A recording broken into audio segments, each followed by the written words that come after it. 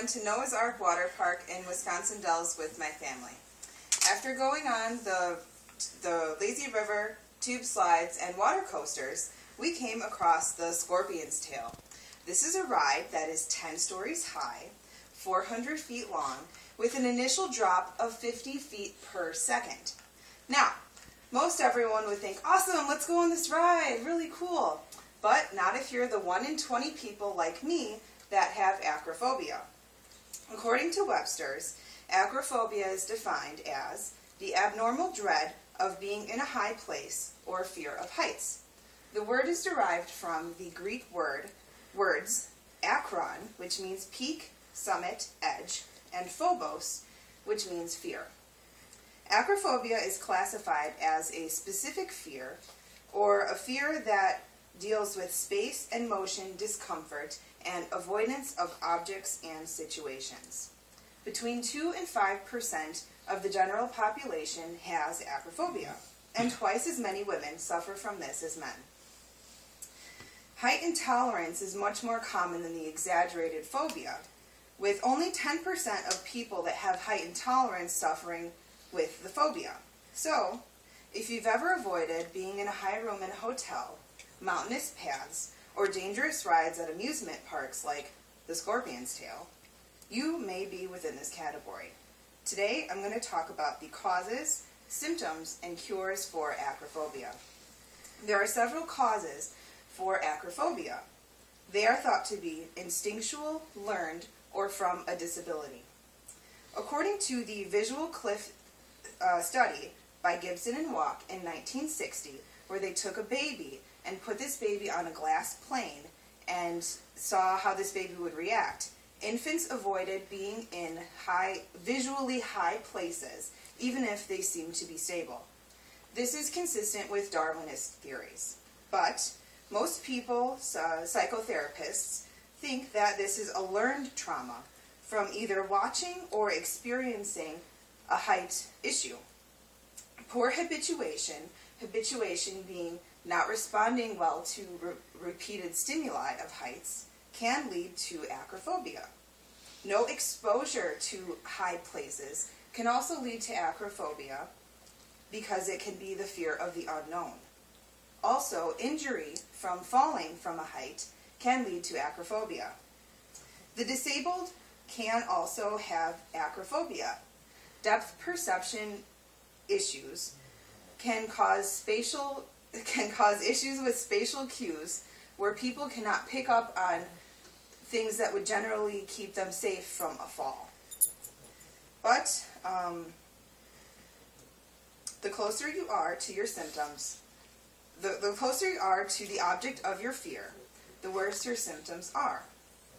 There are several different types of symptoms. There are physical symptoms, mental symptoms, and emotional symptoms.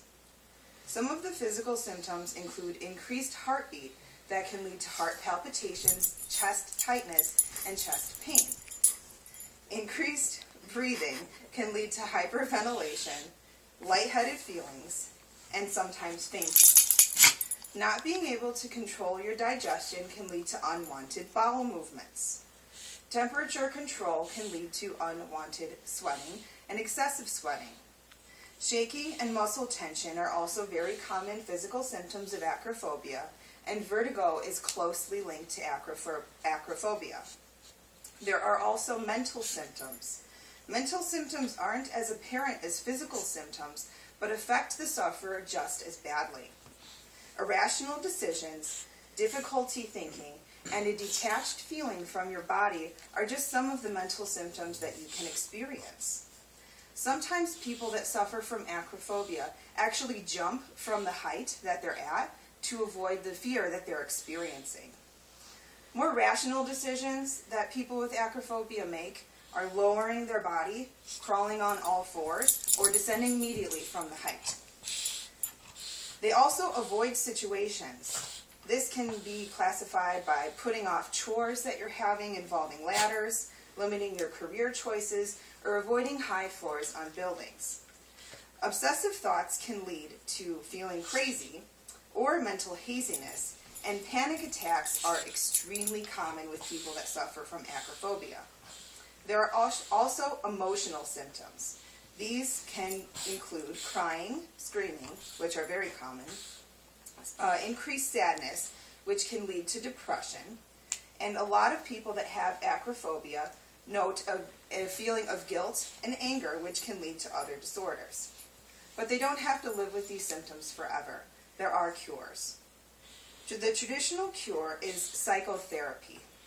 Psychotherapy is thought to be most effective if given in a gradual to more flooded exposure. There's also been studies shown that virtual exposure to heights is just as effective as actual exposure, which can increase the rate of rehabilitation to reduce travel. There are also self-help books where you can create your own reality and avoid the fear of heights. Medication is also another cure for acrophobia. The most common medication for acrophobia is also the medication used for tuberculosis, which is called D-cycloserine. Other medications would address specific symptoms like anxiety, depression, and irrational thinking. But we don't also have to just go with regular medication. There are natural remedies as well. Some of these natural remedies include lemon balm, lavender, and passion fruit. Homeopathy is also something that could be effective. Coccolus indicus, Lobelia inflate can also lead to helping you with dizziness, nausea, and sweating. I did ride that ride, but not without crying, screaming, and sweating really a lot. So hopefully after I had this talk with you all, you've now known the causes, symptoms, and cures for acrophobia. Thank you for taking the time to listen to me today.